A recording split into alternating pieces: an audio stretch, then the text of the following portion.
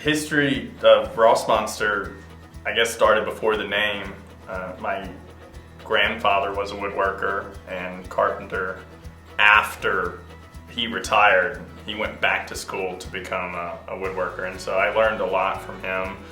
And when I graduated from college with a finance degree, I realized I wanted nothing to do with an office job, so I moved to Colorado and I started my own woodworking business.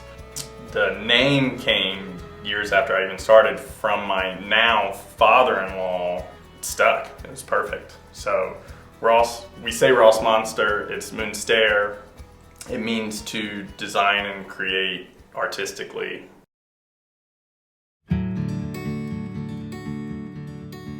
We met when we were both living in Boulder.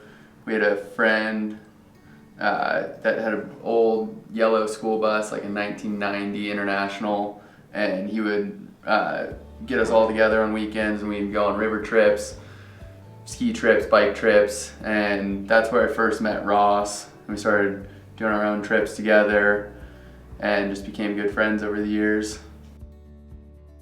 We were on a river trip and we got to scheming, and by the time we got to the takeout, we had a plan to buy, build, and hopefully sell our first van. And so we bought a van, we parked it in the driveway of one of your job sites. Yeah, job site in Steamboat. Yeah, and we proceeded to build it on the weekend. I think it was like 8 weekends. We'd work from like 5 p.m. on Friday to 5 p.m. on Sunday. And we finally wrapped it up, listed it for sale. This guy sold it within a week, I think. Yeah, this guy loved it, wanted it. Still has it. We Still has actually saw him recently. That was like, we built that like 8 years ago, I think. Yeah. We bought 2 more vans, we picked up a custom client, we moved down to your driveway. Yeah, single car garage in Longmont. So it pretty much just fit my table saw. And then built 3 more vans outside. Yeah, and then Ross said no more outside. we gotta go inside. And so we got our first shop downtown Longmont. We hired our first 2 employees, Ross's brother and our friend Michael. Yeah. And then started doing all custom work from there. Yeah. Yeah, and just went all in on vans. Yeah, and here we are in our 3rd shop.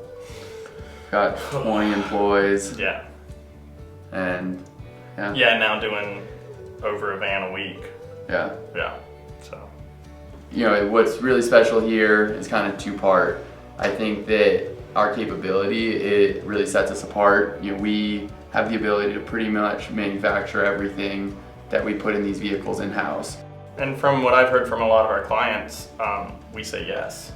Yeah. A lot of times. Like they'll talk to, when clients go and try and shop around and figure out who they want to use, they'll go to like 10, 20 different companies, and they come back to us sometimes and be like, well, you guys were the only ones that were like saying that you could do this and make this happen. So being able to go fully custom to what a client needs is, I think, our specialty. And then, I think the other part that is special is, we started as a group of friends. It's like a family. Actually, a lot of it is family. My brother was our first employee. I think your brother was then right up there with one of the next ones. My dad, who's 72, I hope I get that right, he retired from his job in North Carolina and then moved out here and now works actually more than most of our other guys is 72 years old. Who else do we have? Oh, your wife works here? Yeah, my wife works here. I would say half of the people were friends. We called up, we knew they'd be a good fit for the job, so we actually called them up and offered them positions here.